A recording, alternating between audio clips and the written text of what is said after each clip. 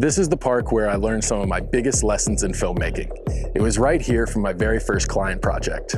In this unassuming field in Las Vegas, I was taught the real difference between the mysticism of filmmaking, the way that we imagine it in our heads, and what actually happens the second that that light turns red.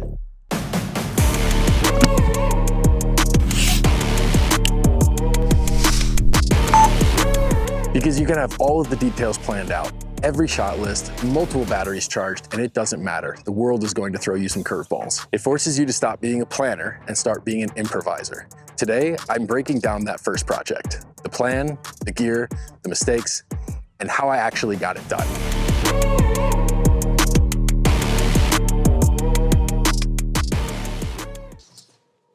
The project was meant to be a promotional video of the event for my church. They host a massive annual Easter egg hunt, and after 3 years with no real video coverage, they didn't want to miss a fourth. They reached out 1 month prior to the event, which gave me a luxury I don't often get: time to plan. My focus during the planning was to capture the events of the day, and the Sony FX3 was the obvious pick as the workhorse. But a lesson that I've learned previously: never walk onto a set without a backup. I brought the Sony a7 IV as my safety net. In a one-take event, if a card fails or a camera overheats, you don't troubleshoot, you swap. I also brought a DJI Osmo Pocket 3.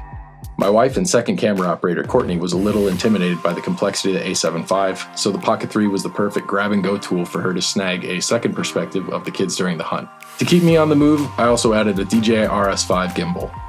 But I added a custom twist. I designed and 3D printed this custom belt mount. It let me rest the weight on my hips while waiting for the action, saving my arms for the main event. 5 p.m. on the day of the event, I arrive on site, already feeling like a pro. But reality was waiting for me on that grassy field. See, I knew this park in the morning, but the event was in the evening.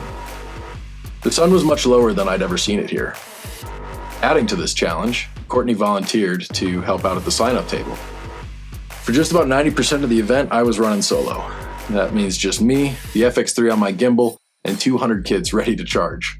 With the sun slowly setting behind the trees, this field was now a high-contrast nightmare. The venue was split in 2 lighting conditions, half in the shadows and half in the bright sunlight. I couldn't adjust my ND filter very easily or quickly while balancing the gimbal. I had to use the camera's logic and utilized a hybrid auto setting for the day.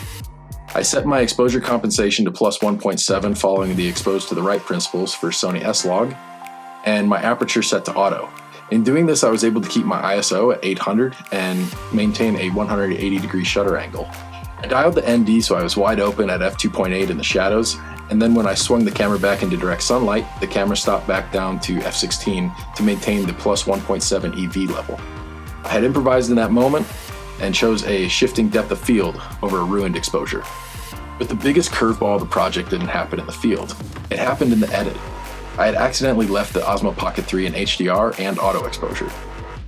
Courtney did a really good job of getting me some really cool low perspective shots from my splice into the timeline, but trying to match that consumer HDR look to the professional S-Log 3 footage was a nightmare. I spent hours wrestling with the color wheels just to get the skin tones in the same zip code. Lesson learned: check the settings on every camera, even the easy ones. Despite the lighting traps and the grating headaches, it worked. The church finally had a piece that captured the energy of the day, and they absolutely loved it. They didn't see the compromises I made on the fly or even notice the slight color differences in the final grade. All they saw was an event that they had a blast putting on for the community that was now captured on video.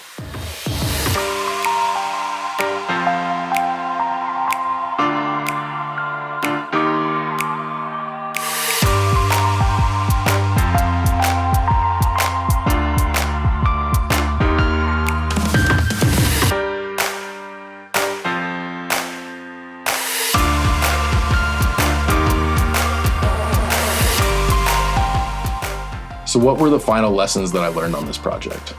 First, preparation is vital. It's why I printed that 3D mount and I brought a second backup camera. Secondly, write out your plan fully.